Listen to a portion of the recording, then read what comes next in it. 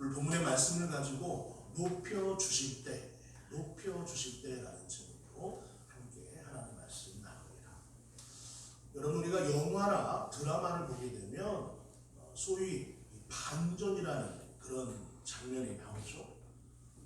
예를 들면 계속해서 주인공이 억울하게 계속해서 당했었는데 이제 상황이 바뀌어서 통쾌하게 복수를 한다거나, 또 마치 수수께끼와 같이 답답하고 잘 풀리지 않던 그런 상황들이 어떤 계기로 인해서 시원하게 술술 풀리는 그런 장면 같은 그런 반전, 그런 하이라이트가 있다는 것이죠. 우리 지금 계속해서 요셉이라는 인물을 살펴보고 있습니다. 여러분이 요셉의 삶을 이와 같이 영화나 드라마로 만들게 된다면 오늘 우리가 살펴볼 이 본문의 장면이 바로 그런 반전이고 하이라이트 장면이 될 수 있다고 말씀드릴 수 있을 것 같아요. 우리 한번 본문을 한번 보시면요, 41절로 43절 말씀을 같이 한번 보실까요? 41절로 43절 시작. 바로가 또 요셉에게 이르되 내가 너를 애굽 온 땅의 종리가 되게 하노라 하고 자기의 인장 반지를 빼어 요셉의 손에 띄우고 그에게 세마포 옷을 입히고 금사슬을 목에 걸고 자기에게 있는 버금수레에 그를 태우매 무리가 그의 앞에서 소리 지르기를 엎드리라 하더라. 바로가 그에게 애굽 전국을 총리로 다스리게 하였더라. 아멘. 여러분 보십시오. 형들에 의해 노예로 팔려왔던 그 요셉이 드디어 그 애굽이라는 그 강대국 나라의 총리의 자리에 오르게 됩니다. 우리가 지난 시간 살펴봤던 것처럼 감옥에 갇혀있던 그 죄수 요셉이 바로 이 왕의 신임을 얻어서 총리가 되었어요. 노예에서 총리로, 죄수에서 총리로 높아졌다는 것이죠. 여러분, 당시의 애굽은요, 세계 최대 강국이었습니다. 그래서 이 크게는 이제 그 위쪽과 남쪽, 북쪽과 남쪽으로 행정구역이 나뉘었었고요. 또 그 애국 전역을 또 12개의 주로, 우리나라로 말하면 도가 되겠죠. 12개의 주로 나누어서 각 주마다 관리를 세워서 그 지역을 다스리게 했습니다. 그리고 각 지역마다 어느 정도의 자치권을 주었어요. 요즘으로 말하면 미국과 같은 비슷한 그런 형태의 것입니다. 그러나 그 모든 전역을 통치하고 그 모든 전역을 다스릴 수 있는 최대 권력자는 바로 왕이었습니다. 근데 지금 이 바로 왕이 그 일을 대행할 수 있는 그 중차대한 그 총리 대신의 자리에 바로 이 요셉을 임명한 것이죠. 42절 말씀 보시면 이 바로 왕이 자기 인장 반지를 빼서 요셉의 손에 끼워줬다 말씀하고 있어요. 이 인장 반지는 왕의 신분을 나타내는 왕만이 찰 수 있는 그런 반지입니다. 그리고 그 반지 안에는 도장을 찍을 수 있도록 인이 새겨져 있어요. 그래서 아주 중요한 명령을 내릴 때, 중요한 결정을 할 때에 그 인장 반지로 도장을 찍어서 허락을 하는 그런 역할을 했는데, 지금 바로 왕이 자신의 그 인장 반지를 빼서 요셉에게 끼워줬다는 것은 뭐예요? 자기의 그 모든 권한을 다 요셉에게 줬다는 것이죠. 그러니까 요셉이 지금 이 강대국 애굽 나라의 2인자가 된 겁니다. 총리가 되었습니다. 그야말로 이제 불행 끝, 행복 시작이 된 것이죠. 여러분, 오늘 우리는 이렇게 이 노예의 신분에서 이 죄수의 신분, 노예의 신분에서 또 이 죄수의 신분에서 또 이 애굽 나라의 총리로 오르게 된 그 요셉. 그야말로 아무런 소망이 없이 정말로 너무나 억울하고 너무나 비참하게 노예 생활했었고 너무나 억울하게 죄수 생활했던 요셉이 그 노예의 신분에서 이 죄수의 신분에서 이제 애굽 나라의 총리로 오르게 되었어요. 우리는 이 모습을 보면서 누구를 볼 수 있어야 됩니까? 바로 하나님을 볼 수 있어야 됩니다. 왜요? 하나님께서 그 모든 역사 가운데 함께 하시면서 요셉을 그렇게 높여주셨기 때문이라는 것이죠. 하나님이 하신 일이죠. 그러면 여러분, 우리가 오늘 이러한 요셉을 보면서 생각해 볼 수 있는 것은 하나님께서 과연 어떤 때에 이 요셉과 같이 우리를 높여주시느냐 하는 것. 언제 하나님께서 우리를 높여주실까요? 먼저는요, 기다릴 때입니다. 기다릴 때, 인내하며 기다릴 때. 요셉이 믿음으로 인내하며 하나님의 때를 기다렸을 때에 그 때가 되매 하나님께서 그를 높여주신 것이죠. 오늘 본문의 시작인 이 37절 말씀 보시면 이렇게 시작합니다. 바로와 그의 모든 신하가 이 일을 좋게 여긴지라 이렇게 말씀해요. 이 일을 좋게 여긴지라 무슨 말씀입니까? 이것이 무슨 말씀인지 알기 위해서는 본문 이전까지의 요셉에게 어떤 일이 있었는지를 한번 살펴볼 필요가 있습니다. 우리가 지난 시간에 나누었던 말씀처럼 요셉이 바로 왕의 경호대장인 이 보디발이라는 사람의 집에 노예로 이제 팔려갔죠. 그리고 그 보디발의 집에서 믿음을 잃지 않고 마치 하나님을 섬기는 것처럼 보디발의 가정을 잘 속였습니다. 그러니까 어떻게 돼요? 그 보디발이 이 요셉을 인정합니다. 신임합니다. 그래서 자기 집의 모든 살림을 도맡아 책임질 수 있는 그 자리에 올려주죠. 그런데 어떤 일이 벌어져요? 그 보디발의 아내로부터 성적 유혹을 받지 않습니까? 근데 요셉은 어떻게 해요? 내가 어찌 하나님 앞에 죄를 범할 수 있습니까? 이렇게 고백하면서 그 죄를 믿음으로 뿌리칩니다. 그러나 바로 그 일로 인해서 적반하장벽으로 이 요셉이 보디발의 아내를 겁탈하려고 했다 하는 그 누명을 이 보디발의 아내가 씌워서 거짓말하고 있죠. 그래서 억울하게 이제 또 요셉이 감옥에 들어갔어요. 죄수가 되었습니다. 그러나 요셉은 그곳에서도 믿음의 끈을 놓지 않습니다. 그래서 요셉은 당시에 이 바로 왕의 가까이에서 이 바로 왕에게 떡을 제공했던 일을 했던 그 관리, 또 술을 제공했던 그 관리, 성경에는 그들을 술 맡은 관원장, 떡 맡은 관원장 이렇게 소개하고 있죠. 그런 사람들과 함께 이제 그들이 어떻게 오래 갇히게 되는지 알지 못하지만 그런 사람과 함께 한 감옥에서 생활하게 되었습니다. 그러던 어느 날 이 술 맡은 관원장이 희한한 꿈을 꾸게 되는 것입니다. 그리고 그 꿈의 내용을 요셉이 해석을 하게 되는 것이죠. 그 꿈이 어떤 뜻입니까? 이 술 맡은 관원장이 이제 앞으로 3일 안에 이 감옥에서 풀려나서 이제 다시금 예전에 그 술 맡은 관원장의 자리로 복직이 될 것이다. 다시 일을 하게 될 것이다. 하는 그런 꿈의 내용을 요셉이 해석을 하고 그렇게 알려주고 실제로 그렇게 그 관원장이 이제 감옥에서 풀려나게 됩니다. 그때 요셉이 이 술 맡은 관원장에게 부탁을 하죠. 당신이 이제 이곳을 나가게 될 텐데 이곳을 나가게 되면 이 바로 왕에게 좀 나를 잘 말씀해 주십시오. 내가 너무나 억울하게 지금 이 감옥에 끌려왔는데 나의 사정을 좀 잘 말씀해 주셔서 나도 이곳에서 나갈 수 있도록 좀 말을 해 주십시오. 부탁을 하죠. 그런데 그 술 맡은 관원장이 풀려나서 그렇게 군 걸로 복귀를 했지만 이후에 연락이 없습니다. 성경학자들에 의하면 요셉이 그렇게 감옥에 갇혀 있었던 기간이 최소 3년 이상이었을 것이다 이렇게 말을 해요. 그리고 요셉이 그 술 맡은 관원장에게 그렇게 약속을 받았던 때가 2년이 지났습니다. 그 시간 동안에 아무런 기약이 없어요. 아무런 소식이 없습니다. 여러분 이것은 바로 요셉에게 있어서 또 한 번의 아픔이었을 거예요. 하나님이 주신 그 지혜를 가지고 술 맡은 관원장의 꿈을 해석해 주었고 그 대가로 누명을 벗고 감옥에서 풀려날 수 있도록 해줄 것이라는 그 약속을 믿고 기대하고 있었어요. 그러나 오늘 이 본문 앞에 40장 23절 말씀 보시게 되면 이렇게 말씀하고 있습니다. 술 맡은 관원장이 요셉을 기억하지 못하고 그를 잊었더라.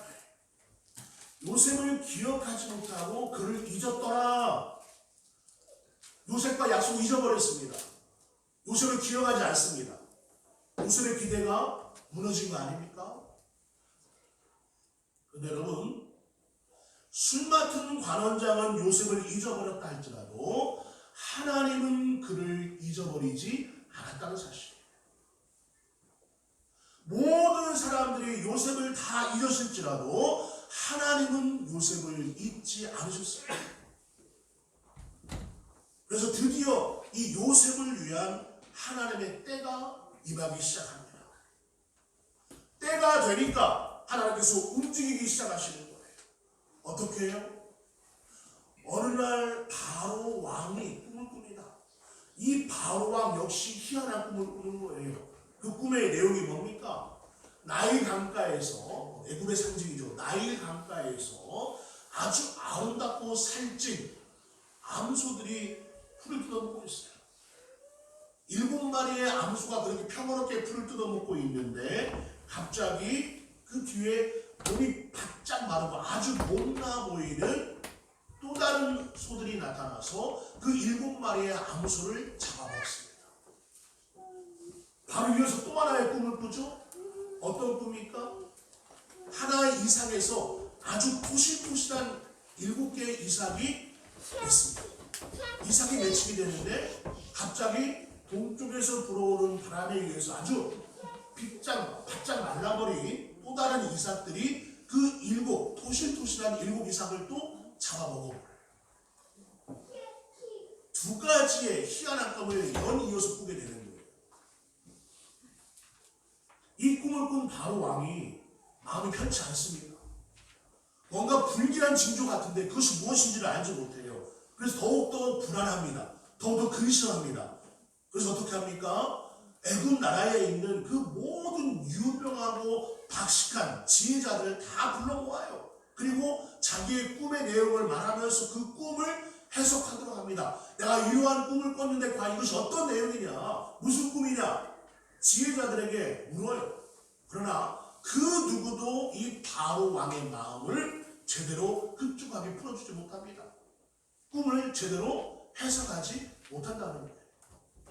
그런데 그때에 바로 술 맡은 관원장이 그동안 잊고 있었던 요셉을 떠올리게 되죠. 그리고 바로 왕에게 옥에 갇혀있는 요셉을 소개합니다.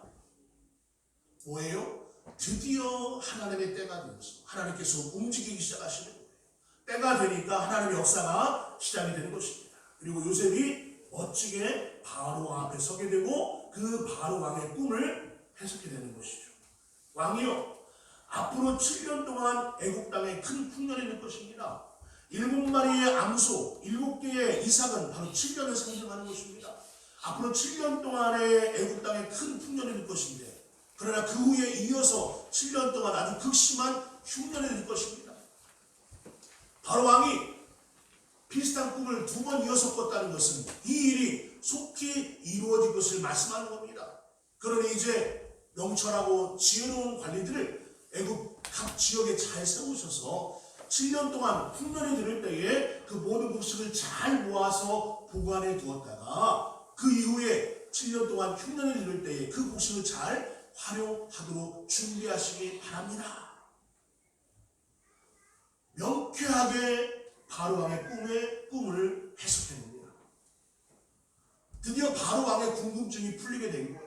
그리고 이 일로 인해서 바로 왕이 요셉을 인정합니다. 요셉을 신임합니다. 그래서 이 요셉이 가진 그 지혜를 믿고 애굽 나라의 총리로 세우게 되는 거예요.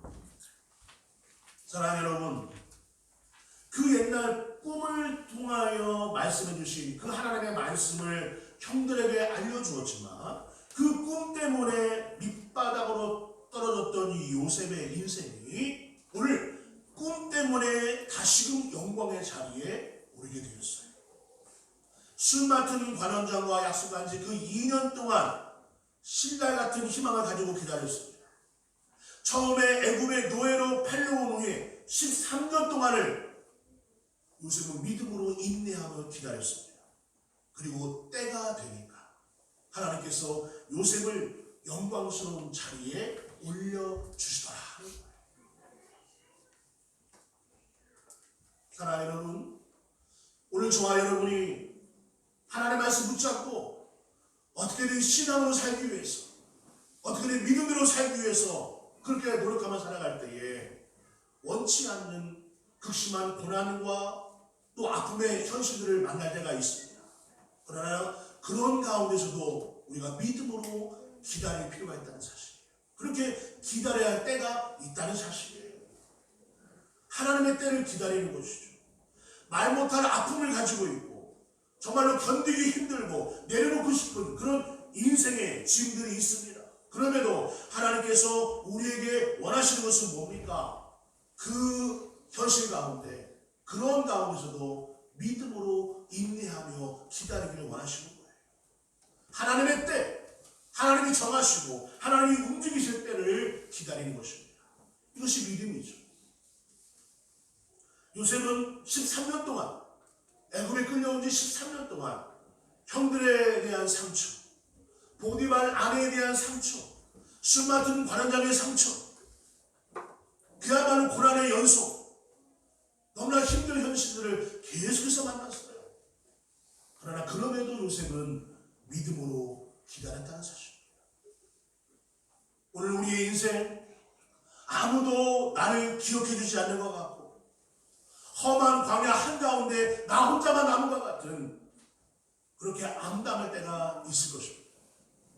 하나님마저 나를 잊으신 것 같은 나에게 아무런 관심이 없는 것 같은 그런 때를 만날 수도 있습니다. 그러나 사랑하는 여러분 잊지 마시기를 바랍니다. 하나님께서는 우리를 기억해 주십니다.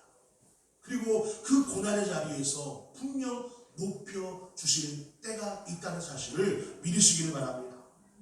다만 하나님께서 침묵하실 때가 있으시고요. 움직일 때가 있을 뿐이에요. 우리 하나님은 항상 우리와 함께 하시는 분이십니다. 시편 기자의 고백처럼 하나님은 우리를 위해서 졸지도 아니하시고 주무시지도 아니하시는 분이에요.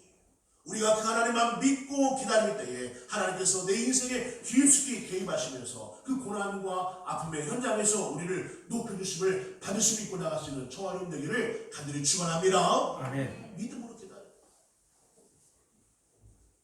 또 한 가지는요. 하나님은요. 하나님 앞에 나를 낮출 때에 오히려 우리를 높여주십니다. 나를 낮출 때에 하나님을 높여주세요. 여러분 하나님께서 요셉을 이렇게 높여주셨던 것은요. 요셉이 믿음으로 하나님의 때를 기다렸던 것이지만 동시에 요셉이 하나님 보시기에 준비되었을 때에 하나님이 움직이기 시작하시는 거예요.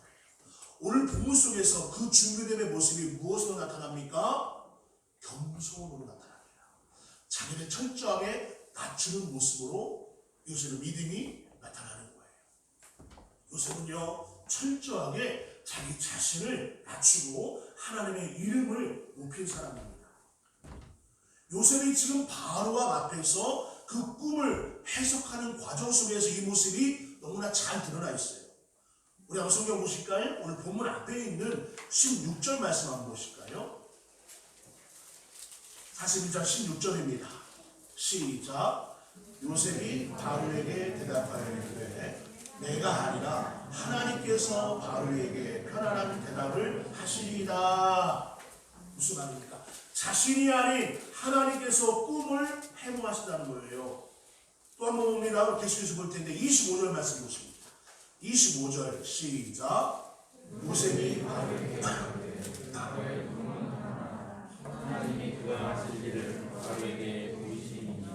하나님이 그가 하실 일을 바로에게 보이십니다. 28절입니다. 28절 시작. 내가 바로에게 이르기를 하나님이 그가 하실 일을 바로에게 보이신다 함이 이것이라. 하나님이 그가 하실 일을. 32절입니다. 시작.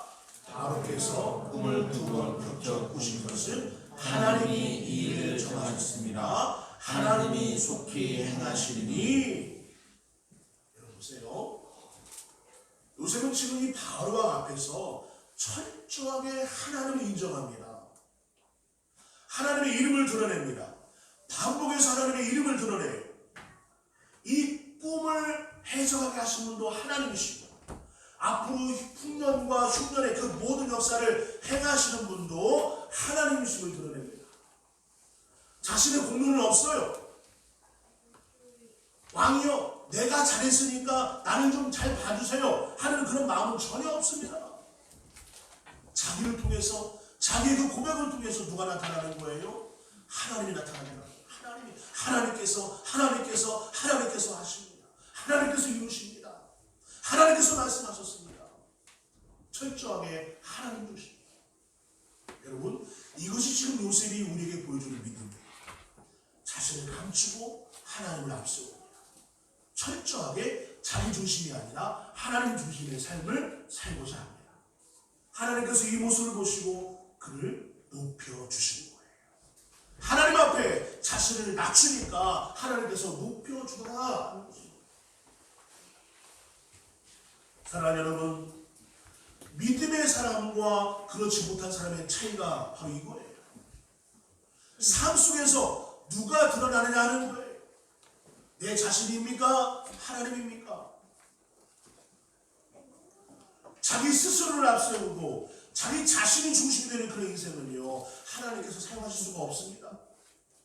스스로 높아지려는 자는요, 오히려 하나님께서 너무나 비천한 자리로 끌어내리시는 거예요.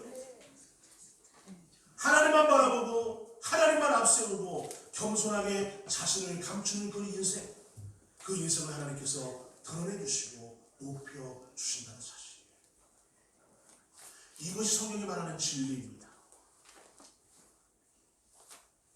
오늘날 많은 사람들이 얼마나 자기 자신이 높아지려고 노력합니다. 얼마나 자기 중심적인 삶을 살면서 얼마나 자기 자신을 드러내고 자신이 앞서려고 하는 그런 삶을 살고 있습니다. 그러면 그리스도인들은 달라야 됩니다.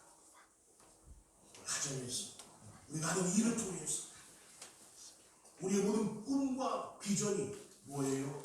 하나님 중심이 되어야 돼요. 우리 사랑하는 청년들, 우리 학생들, 우리 어린이들, 여러분의 꿈과 여러분의 모든 비전들을 하나님께 맞추시기 바랍니다. 내가 잘 되려고, 내가 성공하려고, 내가 좀 좋은 자리에 오르려고, 내가 편하려고 내 중심의 비전과 꿈이 아니라 나를 통해서, 그러한 나를 통해서 하나님의 이름이 높아지고, 그러한 나를 통해서 하나님의 영광 받으시고, 그러한 나를 통해서 하나님의 이름이 온 세상에 인정받을 수 있도록 여러분 거기에 모든 초점을 맞추시고 여러분의 비전과 여러분의 꿈을 위해서 달려가시기 바랍니다. 그 인생 가운데 하나님이 함께 하셔야 됩니다. 믿음의 사람은 하나님을 앞세우는 사람입니다. 믿음의 사람은 자신을 철저하게 알아주고 자신을 통해서 오직 하나님의 이름만을 드러내는 것입니다.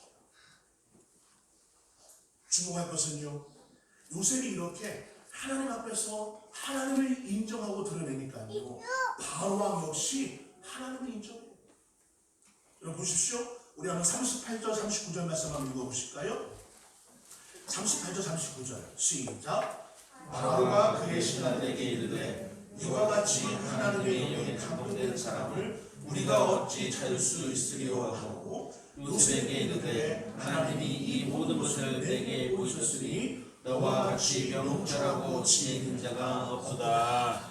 아멘. 바로왕이 하는 말이에요. 이와 같이 하나님의 영에 감동된 사람을 우리가 어찌 찾을 수 있으리요. 하나님이 이 모든 것을 너에게 보이셨으니 너와 같이 명철하고 지혜 있는 자가 없다. 바로왕이요, 요셉이 아닌 하나님이 주신 지혜로 행하였음을 인정합니다. 물론 바로왕이 하나님을 온전히 믿는 믿음으로 그것을 받아들였다는 것은 아닙니다.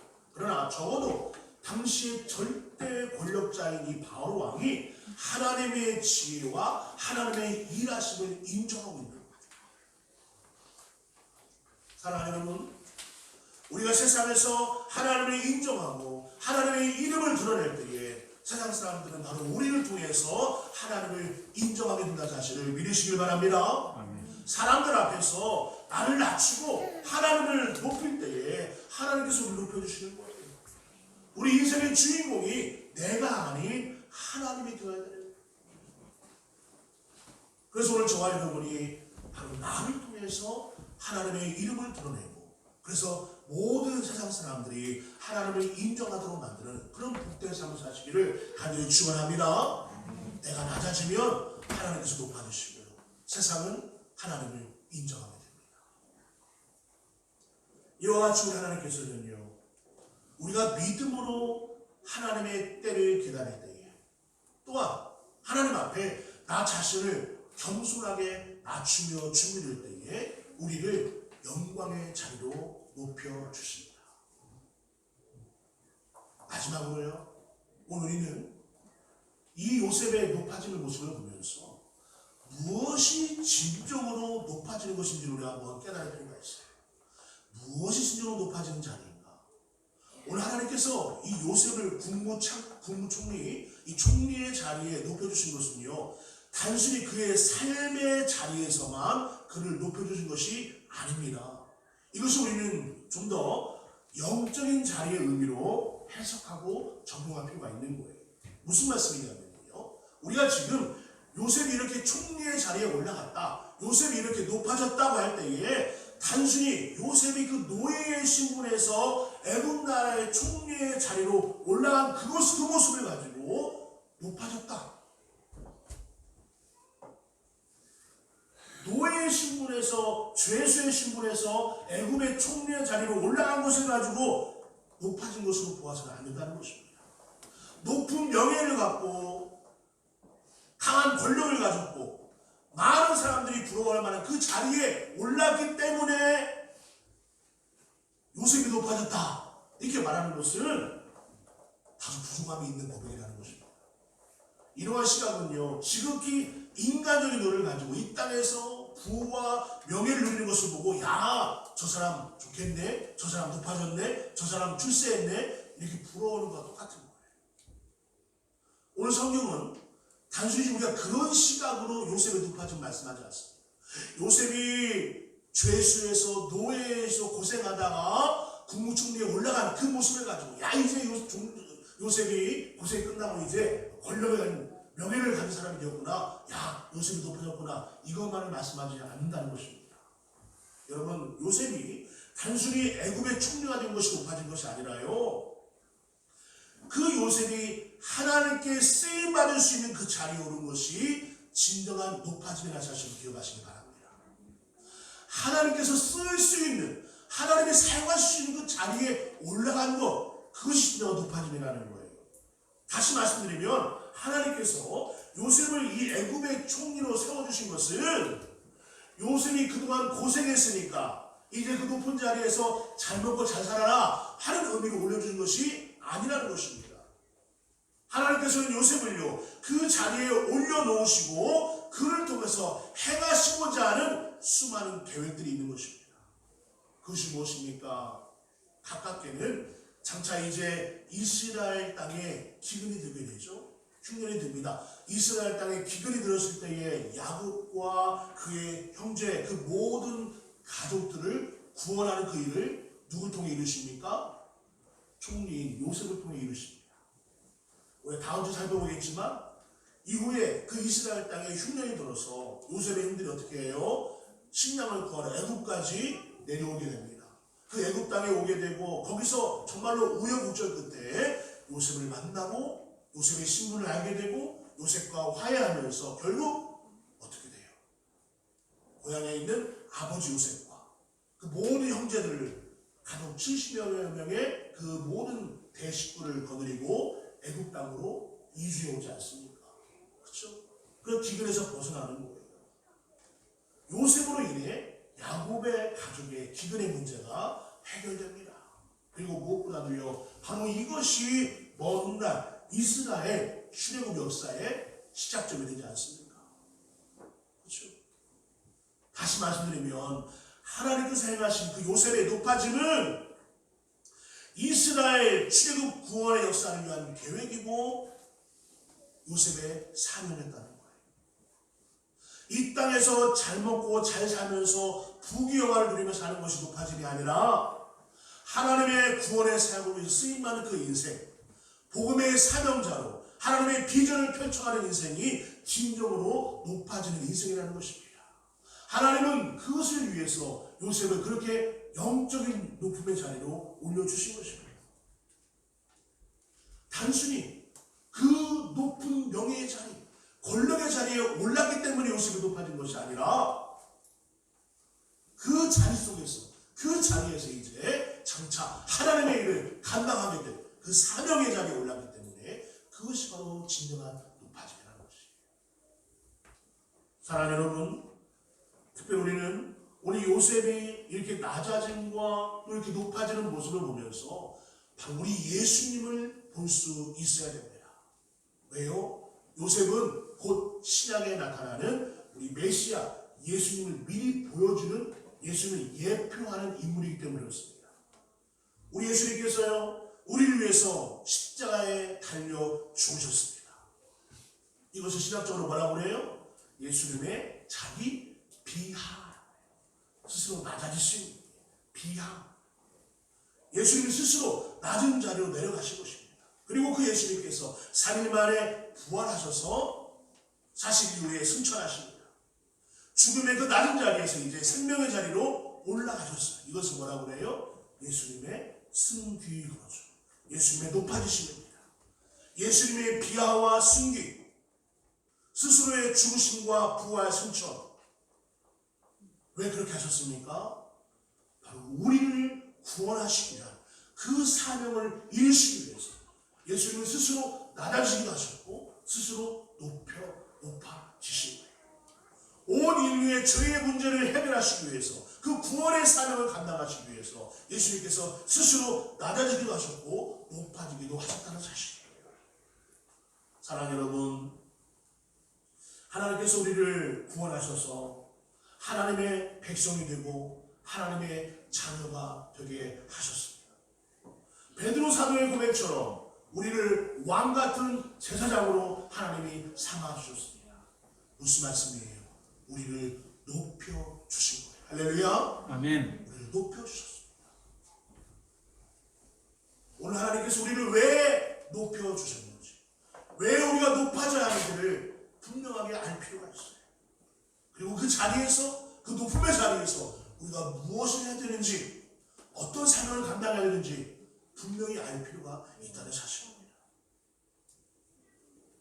여러분, 무엇보다도 하나님께서는요, 오늘 저와 여러분을 이 세상에 대안으로 삼으시기 위해서 우리를 구원하시고 하나님의 자녀로 높여 주셨다는 사실을 믿으시기를 바랍니다. 오늘 본문 당시에 이 애굽은 세계 최대 강국이었고 바로 왕은 최고의 권력자였습니다. 41장 8절 말씀 보시면 그런 바로 왕이 꿈을 꾼 후에 번민하였다 그 말씀이에요. 번민하였다. 이것은 바로 왕의 위기이자 애굽의 위기였습니다. 애굽 전역의 최고의 석학들, 최고의 철학자들, 그 모든 지혜자들을 불러 모아도 문제를 해결할 기미가 보이지 않아요. 아무런 대안이 없습니다. 그렇게 아무런 대안이 없는 그 애굽 땅에 드디어 요셉이라는 한 인물이 대안이 되는 거예요. 하나님께서 요셉을 애굽 땅의 해결자로 세워주신 것이죠. 여러분, 우리 성경의 바로 왕과 애굽은 오늘날 죄악이 범람하는 이 세상의 모습을 우리가 해석해서 적용할 수가 있습니다. 하나님께서 우리를 왜 높여주십니까? 요셉과 같이 아무런 대안이 없는 오늘 이 시대에 우리가 대안이 되어지고 우리가 이 시대의 해결자가 되어지기를 원하시는 거예요. 예수 그리스도의 그 생명의 복음을 가지고 이 세상을 변화시키고 참된 소망을 선포하기를 원하신다는 사실입니다. 어둠과 혼돈 속에 갇혀있는 이 시대에, 아무런 소망이 없는 이 시대에 우리가 대안이 되어야 되고 바로 우리 교회가 대안이 되는 사실이에요. 아무런 소망이 없는 이들에게 오직 예수 그리스도가 인생의 참된 소망임을 선포하는 것입니다. 바로 그 일을 위해서 하나님 우리를 하나님의 자녀라는, 천국 백성이라는 위대하고 놀라운 자리에 우리를 올려주신 거예요. 죄악으로 인해 죽을 수밖에 없었던 우리 아닙니까? 과거에 사탄 마귀의 종으로 타면서 지옥 형벌을 받아 마땅한 오늘 우리 아니었습니까? 인생에 아무런 소망이 없고 예수 그리스도가 아니면 아무것도 할 수 없는 그런 우리였습니다. 그런 우리를 예수 그리스도의 보혈로 구원해 주셨어요. 마귀의 종에서 하나님의 자녀로 높여주셨습니다. 지옥 형벌에서 천국 백성의 자리로 우리를 높여주셨습니다. 오늘 우리에게 생명의 복음이 있기 때문에 우리가 높아졌고 우리 주님은 이 복음으로 이 땅을 변화시키고 예수 그리스도의 진리를 선포하기를 원하시는 것입니다. 그렇기 때문에 이제 놀라운 이 하나님의 은혜 앞에 우리가 결단하며 나가기를 간절히 원합니다. 믿음으로 하나님의 때를 기다리고 인내하시면서 하나님 앞에 쓰임받는 여러분 되기를 바랍니다. 아멘. 예수님과 같이 나 자신을 철저히 낮추고 비움으로써 하나님의 이름을 높이고 주님이신 그 모든 사명을 온전하게 감당해 나가기를 간절히 원합니다. 아멘. 말씀을 마칩니다. 하나님께서 우리를 이렇게 삶의 자리에서 또한 영광된 영적인 신분으로 높여주십니다. 비록 우리의 삶이 곤고할지라도 우리의 삶이 낙심의 자리에 있을지라도 우리 주님께서 우리를 반드시 높여주셔서 평안의 자리, 감사의 자리, 기쁨의 자리로 올려주시는 여러분 믿으시기 바랍니다. 아멘. 또한 더 나아가서 우리를 하나님의 자녀, 하나님의 백성이라는 그 영광된 자리로 높여주셨습니다. 그 자리에서 감당해야 할 사명을 우리에게 허락해 주신 거예요. 이 놀라운 은혜와 이 놀라운 사명을 여러분 항상 기억하고 있으시면서 그리고 믿으시면서 이 시대를 바로 믿음으로 이겨내시고 하나님께 기쁨 되어지는 복된 삶을 살아가시는 저와 여러분들에게 주의 이름으로 간절히 축원합니다. 아멘.